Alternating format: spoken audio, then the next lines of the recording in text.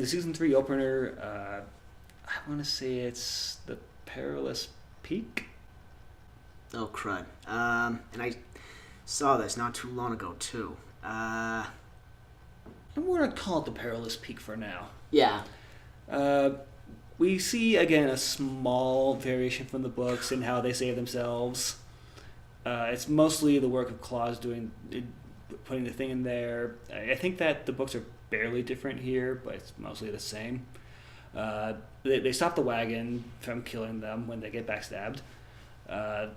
They walk up the path. They find the Snow Scouts, who are led by Carmelita. Oh God, that's right. She makes a recurring appearance in season 3. She is a major character in season 3, and it is kind of wonderful in a way to have a character who is so easy to revile while still being young enough to revile without feeling bad about it. She's essentially a character you love to hate. Oh, very much. She's so easy to hate. But this is also where we get even more real information about VFD from Quigley, the third Quagmire, who turns out is alive and hiding in the mountains.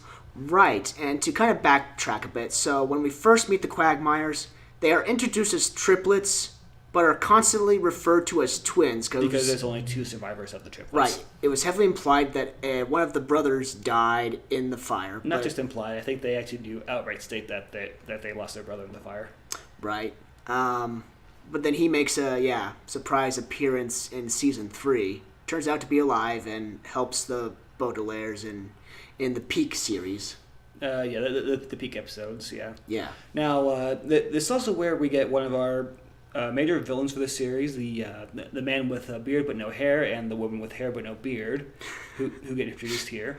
And this is a huge departure for the books because, as I mentioned, at this point in the books we had 2 dead henchmen, and the circus freaks were meant to kind of fill in the gaps for those henchmen. In the series, those 3 circus people are killed off immediately by those 2, as they kind of get dwarfed. That amazed me. No, like I said, the amount of character deaths that either happen really randomly or... This was one that actually did surprise me because that's a major change from the books, and that made me think, they might really go somewhere different if we're going to just kill off 3 of the characters who were there in the books that easily. So suddenly, yeah. It was a good way to establish the villains, though, because we saw that they will do blatant things without even blinking an eye. They're not seen throughout a lot in the series, but they are pivotal to the plot. Specifically, Olaf's backstory, can you say? In general, they're very important to Olaf, which this is one where the show, again, kind of rewrote some of their relationship to Olaf, because they're kind of seen as like employers or like the bosses of a shadowy organization that was an unknown schism of VFD, whereas here they're kind of approached as mentors to Olaf, and he gets kind of a parental treatment for them as like kind of a mirror of if he stuck with the very first Guardians that helped him. Right. No, they essentially got Olaf to the dark side. And I would say that this is actually where the rewrites and the different changes for the writers really work wonderfully in comparison to the other 2 seasons. This is where they kind of figured out what they wanted to rewrite and how they wanted it to work. And I am all in favor of season 3 as the pinnacle of the series. As am I. Mainly because it just puts an end to some of the stuff that they've been running along with for so long. They finally gave us some answers to some of the series' long-running questions. I like closure. I love closure. That's why I stuck with the series so long. It's good. Yeah. As for the plot of the episode, it mostly follows the same as the books. Sonny does some spying and discovers that the 2 bad guys, I'm going to call them that because going with their full names or even the acronym is way too long. It is. But the 2 bad guys plan to, instead of just taking the Baudelaire fortune or the Quagmire fortune, they're going to make their own fortunes to steal by kidnapping all the kids in the Snow Scout troop, who happen to be exorbitantly rich and come up to this peak every year, by kidnapping them, holding them hostage, and then killing their parents with fires. Essentially Olaf's plan, but with a multiplier of, 100? Remember, later on, we learned that Olaf did not set the Baudelaire's house on fire. That's right. But, so that's the main plot line of this one, which, as for the Baudelaires, their main plan is just to get Sonny back and to escape Olaf, as it always has been.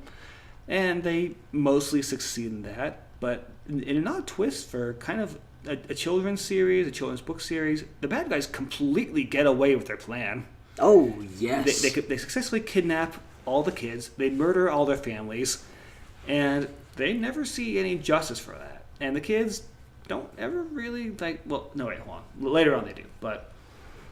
Right. No, like you said, the two-parter ends with everything going up in flames. And the Baudelaire skiing away. Or skiing away. Yeah, and the villain's triumphing. Oh, and Quigley just kind of disappears. That's right. Quigley disappears. Why does he disappear? Oh. He gets hit by a branch. Right. Well, no, he doesn't completely disappear because he shows up later as well, giving out a secret message from the place where the sugar bowl was. He's the one that finds the sugar bowl. He does. He doesn't... But that brings us to the submarine episode. Yes, the submarine episode. Which, this is the one where I like this one a lot in the series because this leads into some of the major morally gray areas of the series. Yes. But one where, as far as like the setting and stuff, it feels very cramped. It's not super fun as an episode. We don't get many opportunities to divert from the books. But no, like you said, the show kind of really focuses on the moral quandaries, not with just the Baudelaires, but very other side characters that are recently introduced in season 3, and also. So let's talk about Count Olaf's sidekick in this episode, because speaking of in the previous episode, the way the existence of the characters who weren't there before is resolved by. Where before it was the two pale-faced women that left, it was all of Olaf's henchmen except for the hook-handed man who leave. Right. No, that's true. And they get a happy ending, so. They do. No, the troop does. Most of the troop does. And Hookie in particular stood out over the course of the entire series. He was the one who really forged a relationship with Sonny Baudelaire. He's the one who was always a little bit slower to do the cruel things his boss wanted. And he was the one who seemed to genuinely appreciate the acting opportunities that he got. And he is also kind of the focus of the submarine episode. He is. Like I said, the moral quandaries of not just the Baudelaires, but various other side characters. Hookie, being one of them. I forget his real name, but... We'll go with Hookie. Because that's also the running joke of the episode, is that he has a new nickname. But yeah, Olaf's... remaining henchman does develop some moral quandaries, and a lot. A lot of the episode focuses on him and his sister, who's the captain of the submarine that they end up on. Yeah, that the Baudelaires hitch a ride on. And he reveals that his backstory is that. Part of the story of this is that they're working for VFD's sake to recover a item called the Sugar Bowl, which is a mysterious sugar bowl with something inside of it that's very important to VFD to be found before they have this major meeting that's going to take place in a few days at a hotel. Right, a recurring plot device in season 3. It was introduced in season 2, right? No. The carnival, right? The meeting? No. Okay. No, not the meeting, but the Sugar Bowl. Oh, the Sugar Bowl was introduced in the carnival. Yeah. Yeah. As Ismay's main motivation for joining Olaf. Of all things, right. But they're recruited to find the Sugar Bowl, and they discover where the Sugar Bowl is. It's in a cave that's filled with a very deadly fungus. Very deadly fungus. VDF.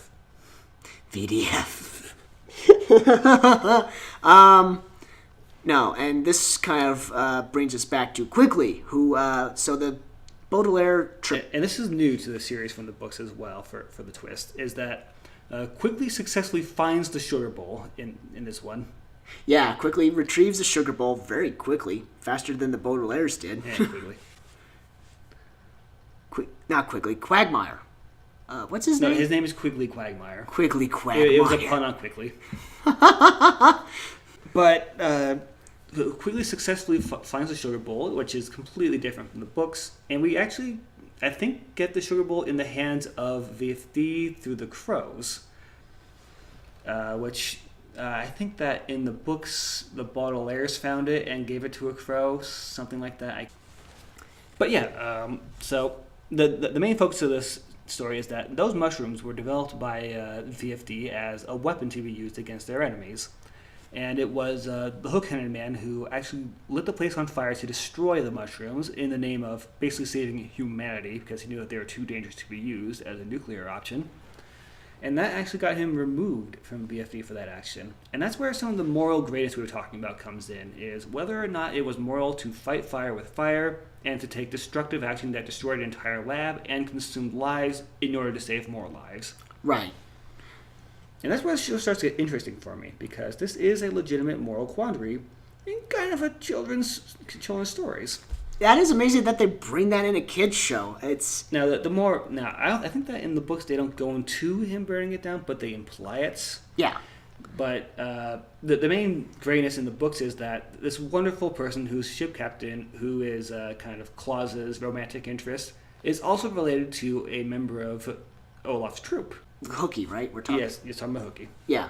In the submarine, Hooky does ultimately make the decision to aid his sister in helping the Baudelaires escape Olaf's clutches. And also save all of the Snow Scout troops. Right, that were abducted from the peak. The new orphans. Yep, the new orphans. Oh, God, the new orphans. What a messed up plotline. Tell me about it. Well, we do also get a lovely little plot line where the bad guys actually really like Ismay as a henchperson, and respect the heck out of her, but don't respect Olaf whatsoever. And we get this great character building moment where they rent out a submarine, and Olaf has his completely ordinary family disguise. Such as it was. Easily the highlight of the episode is just the beginning where they're renting out the submarine. Right. No, and this favoritism between Olaf and Ismay? Yzma. So the bearded man and woman without a beard essentially give Yzma a submarine instead of Olaf, which... Because she's the captain and they like her better. Right. Much to Olaf's jealousy. Because he demonstrates an eagerness to please them. Like a child would want to please his parents. Which in many ways, Olaf is still a child. He's very childish in his focus, in his disguises, in the way he acts. In spite of his crimes, he is very infantile in his... Which is where some of his interesting character traits come into play, is that he is kind of not that mature. Because of his upbringing and the way that he was kind of stunted as someone who never had good values, but just acted on impulses. That's a good word for him, stunted. Yeah. But yeah, so the submarine stuff happens. The Baudelaires escape. They make it to the Hotel Denouement. Right. Now at the hotel, not only do we reunite with various other cast members that were introduced in season 1 and 2. It's a rogue gallery. Everybody from before has all shown up at this place to either support or condemn the Baudelaires. No, it's hard to tell for sure who's who. But more importantly, we're introduced to in my opinion, two pivotal characters. Kit Snicket. Kit Snicket finally meets the Baudelaires. Right. And she is the sister to Lemony. Yeah. And the second pivotal character I think is a pivotal character is Dewey. What is what are the triplets' last name? We'll go with Dewey. Yeah, because it's a play on Dewey Decimal System. It is. But so this is the episode where the Baudelaires kind of incidentally or not kill their first person, Dewey. Yes, that's true. I mean, even though it was by accident, the murder weapon was in their hands. And the penultimate peril is one where, if you talk to people that really cared about the series and like really got into it, this was kind of the book where they loved it, because it's gotten into a lot of the morally gray territory. This gets into the real questions of, are the Baudelaires kind of to blame for the actions around them? Right. How responsible are they versus... It also really clarifies the ultimate position of this series, which is... The Guardians that they had were all good people, but they were ineffective people. And and the Baudelaires can't afford to follow in the tracks of either them or VFD, who were also well-intentioned, but ultimately useless. Right. It's hard not to attribute fault to everyone, because, like you said, the Guardians were useless. Olaf, with his schemes. And VFD was just another useless guardian for them. And that's why they don't go with Lemony and the cat at the end, is because they know that it's just going to lead to another useless guardian and more pain. Right. Now, going back to the Baudelaire orphans, so they, as Nick said earlier, their moral decline starts to peak here, as they try and do what they believe to be noble for... I don't think they even try to do what they believe is noble. They do what they believe is necessary. This is where I would argue they fall on the other side of the schism, where they see the faults of VFD in full. Right. Because this is also where, yet again, we get another overly literal guardian who decides that the only way to honor justice is to wear blindfolds. Oh, God. Now, this is a departure from the books because a lot of characters choose to peek from their blindfolds, or they don't have to wear blindfolds during the trial, and the judges themselves are purposely kept away from the action so that we don't know who they are without blindfolds, which is a good change because in the books it's very silly and played up as very silly. It is. Like in the books, they wear the blindfolds the entire trial, don't see the evidence, and don't see the judges until they open the blindfolds and realize, oh, it's the guy with the beard and the girl with the hair. Yeah, that doesn't happen in the series. Instead, in the series, we actually get a pretty interesting twist where the Baudelaires give their side of the story. They're kind of primed to get a good treatment. But they decide, in the interest of fairness and the full truth, to also give Count Olaf the chance to have his testimony. Right. Which I thought was a mistake in some ways, because, I mean... Well, it's a mistake tactically for the Baudelaires, but in terms of pursuing the truth, it's necessary. Right. Now, justice, that does go to show how figuratively justice is blind, but they also took it to a literal sense. Well, we also get the feeling of cyclicity in this one, because if you look at it like a clock where there's 12 hours, this is book number 12, and this is where Justice Strauss has come back as their guardian.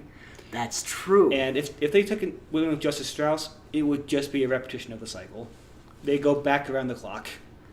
Ooh. And that's also why I think the clock is a major part of this episode as symbolic of being wrong. Okay. I never realized that. That's a very good point, because, Justice Strauss, introduced in Book 1, does make a returning appearance to try and help the Baudelaires, but... Everyone makes a return. Everyone does, but, I mean, Justice Strauss has alive ones. Yeah, the alive ones. Too soon. Justice Strauss really does have a strong conviction to help these kids. But she's useless. She is. She doesn't even realize that the two people on her two judges are both leaders of this anti-VFD movement. Right.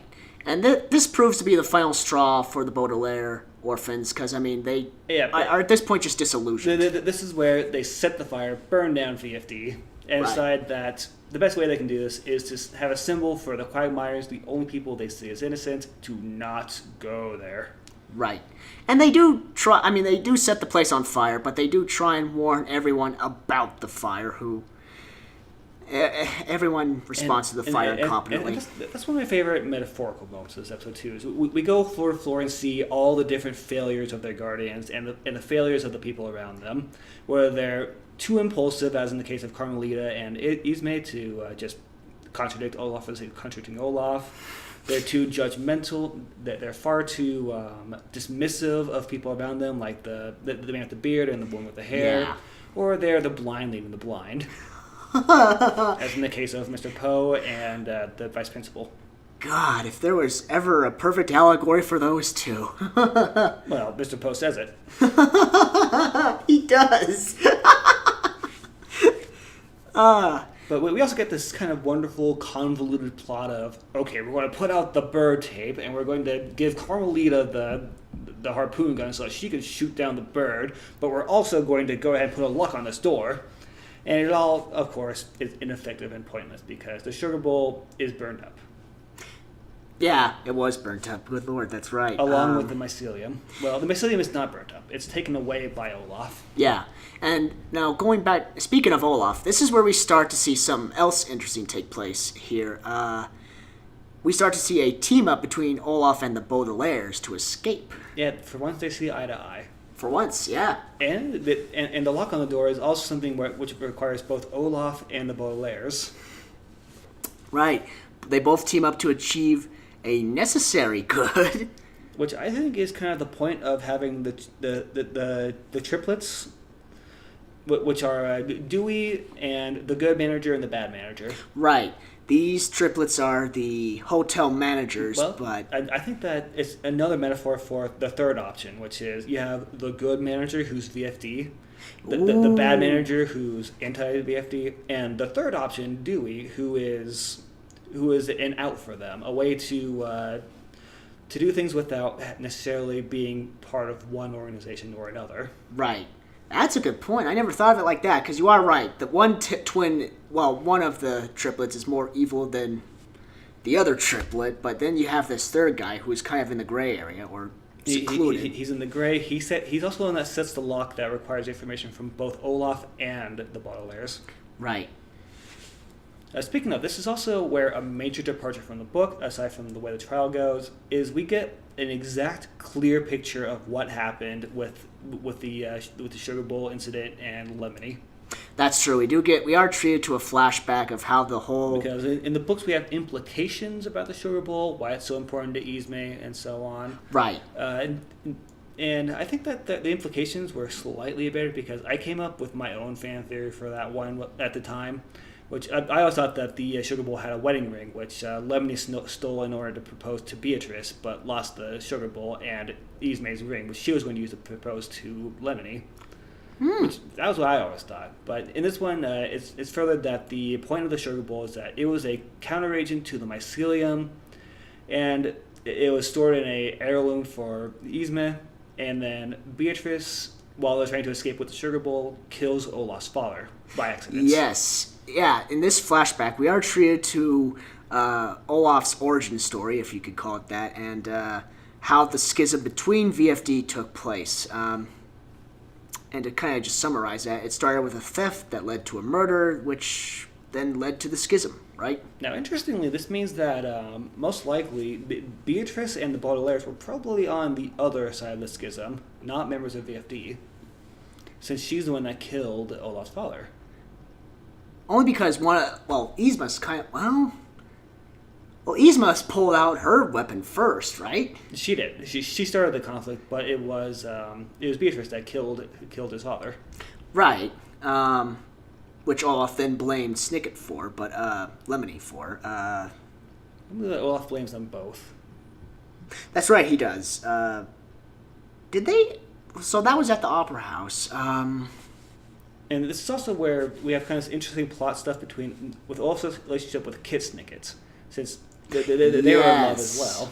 Thank you for reminding me. And I think, the Hotel de Neumont, the Baudelaires choose to burn her down. They escape with Count Olaf on a boat using Violet's own invention. They refuse to repeat the pattern again and go off in a new direction with Olaf to the end. Now, if you're someone who's a fan of the books, I'm going to say something controversial. I really like the way the end works. In the book or in the movie? Both. Well, in the show. I like the way that the end, as a series finale, works for capping off the Baudelaire story. What's your take on the end? I think it was a happy ending, which we all really wanted to begin with. But it's a gray ending, I want to say. It is a great ending, but I mean, it's like the troop that survived. You see how they get a happy ending. You see how other people get a happy ending. While some speaking of, that must be my favorite. My favorite improv line from the show, not in the book, which is when the Snow Scouts are freaking out about the great unknown, and you hear one of them scream, "I heard it's a metaphor for death!" Because so in the books, what happens with the end especially is that after the end there's an epilogue, as before, and what we find out with the epilogue is that the Quagmires had run in with the great unknown, and that's the only ending we get to them. which implies that the Quagmires died, if it's a metaphor for death, but it's used as a tool to say that it's unknown what happened to a lot of characters because they had run-ins with the great unknown. It does leave it ambiguous. Also, speaking of kind of dark implications, we never really get a follow-up for what happens to anyone at the Hotel Denouement, which implies that they all burned to death. That's true. I mean, some of them just stood there. Some of them kept the damn blindfolds on. So wait, is the hotel in the book? Yes. And did this play out? Much the same. Oh, good lord, really? So yeah, there's the implication of everybody in that hotel dying. Okay. So, I mean, in spite of their efforts, Well, okay, the part that's not in the books is Justice Strauss and Lemony Snicket being outside discussing the events at the end. I thought that was important because it kind of shows why Lemony Snicket undertook the responsibility of narrating this series of unfortunate events. I think he still shows up as a taxi driver, but he does not return. He does. Well, in the series he returns. In the books, no. No, that's true. This is the last time he meets the Baudelaires in person. But anyway, the final two-parter. And I mean, we know why he undertook everything. It was because of his perceived debt to Beatrice. Oh, that's and his love right. for her. Yeah. And Beatrice, who in actuality is the Baudelaire mother. Yep. Lemony Snicket and her. Well, Lemony Snicket had an unrequited love for Beatrice. I want to say it's an unrequited love. Okay. There was definitely a relationship between the two. I never really fully understood what it was. It seemed of a romantic nature, but I think that they had a fling, but she ultimately chose the Baudelaire's father over him. See now, and I was kind of thinking that Lemony Snicket was the Baudelaire father, but I'm glad that's wrong. Let's take a moment then and actually discuss the end and the plot of it. Yes. The Baudelaires wash up on an island, and they find the first adult who believes them. Many adults, plural. Well, there's adults plural, but only one who really believes them that matters. The village chief. Yes. They find a tribe of people who are living a simple life where they just want to be free from the world and not bothered by all the mysteries and issues that constantly plagued them while they lived in the real world as members of VFD or members of the Schism. It doesn't matter here. Right. The whole island is played like some kind of oasis, free of conflict, free of violence, but, I mean, that's just all a veil. I mean, And we find out yet again that someone is manipulating the people, and someone is trying to manipulate things to his own end and hiding things. There's secrets everywhere. Right. And that he does ultimately prove to be Olaf's undoing, but well, yes, this is the first character we've found who has good intentions and is willing to act. Right. But we find that he acts hastily, but without knowing the full picture. He falls on the other side of the schism. Someone who has good intentions and acts quickly, but he acts in a way that dooms everybody on the island to death. I feel like he does act rather rashly, but he does this by shooting a harpoon shot at Count Olaf, who has the mycelium concealed under his shirt. Right. I took the village leader as kind of a gray person because Very gray. He's someone who knows that what he's doing is wrong, but believes he's doing it for the greater good. And so he started VFD with the absolute noble intentions, but he does break these intentions to kind of, create some wiggle room for him to accomplish certain things. Like I think he's kind of the ultimate proof that VFD was a doomed concept from the start, because the world, at least their world, is filled with good people who will not act, or bad people who act too rashly. Yeah, exactly. That is the ultimate disillusion of VFD. People who want to behave, and the Baudelaires. Yeah. People who claim to be noble, but in actuality aren't.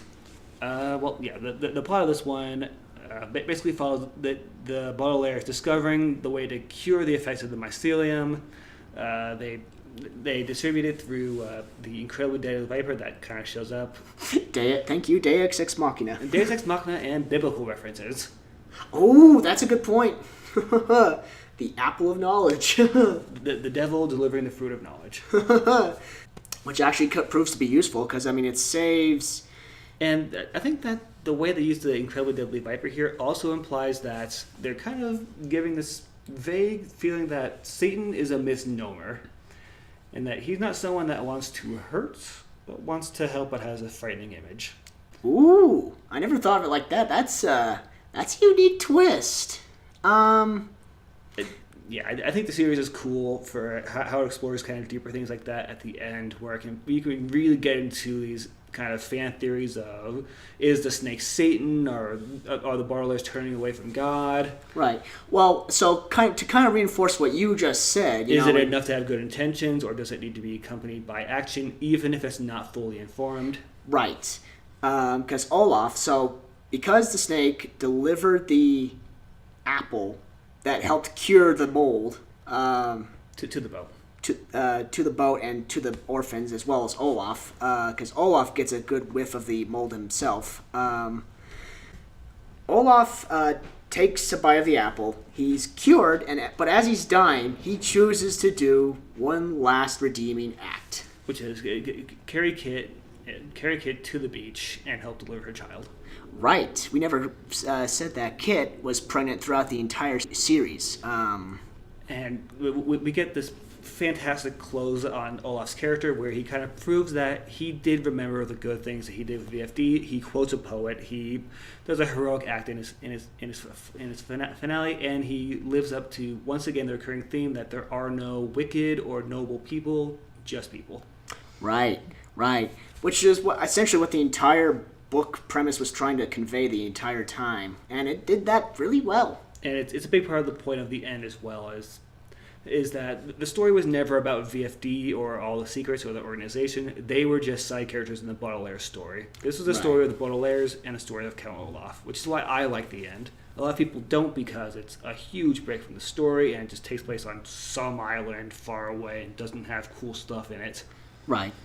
But I really like the way the end works for this one. I do too. Well, I think we're out of story to go through, aside from the fact that, very briefly, the series does kind of tack on this, and their journey is continued with I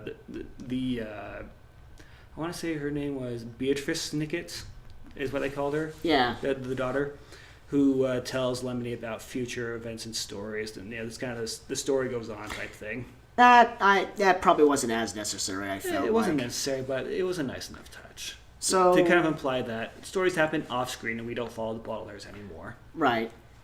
And that does pretty much cover the entire premise of all 3 seasons. Now, we beat to death the strengths of this series. What would you say are its biggest weaknesses? The acting. The acting. in particular, the kid actors are nothing special. They're a little bit of a detriment. I know why they're there, because the book had kids, so you gotta have kids in the show, but they're not great. I disagree. Well, I enjoyed Klaus's. Klaus is fine. Klaus, I thought his actor, did a pretty good job. Violet, I thought she did okay. Yeah. Again, I'm only drawing parallels from what I saw of the movie, and those child actors were all right,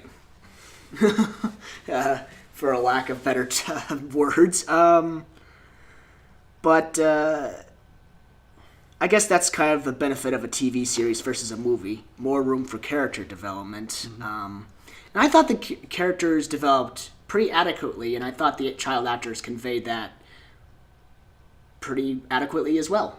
All right, well, let's go ahead and give a final wrap-up then. Do you or do you not recommend a series of unfortunate events on Netflix? I strongly recommend it, especially if you have not read the books or if you have read the books, regardless. Likewise, I do strongly recommend this series. It has a very satisfying conclusion. It has a lot of interesting metaphorical takes you can have on the show, and it leaves you something to kind of chew on as far as the ethics and morally gray places the show goes to. And a kids series of all things, which is kind of refreshing. It is. All right. Well, thank you for joining us. This has been Nick. And this has been Brendan. Don't turn off that set. Or else. We'll know. We'll know. Don't touch it. Don't touch it. Do people still watch podcasts on televisions? On televisions, I'm pretty sure they go to their laptops. Okay, I guess they can't turn off their sets. It's probably fine. Good night.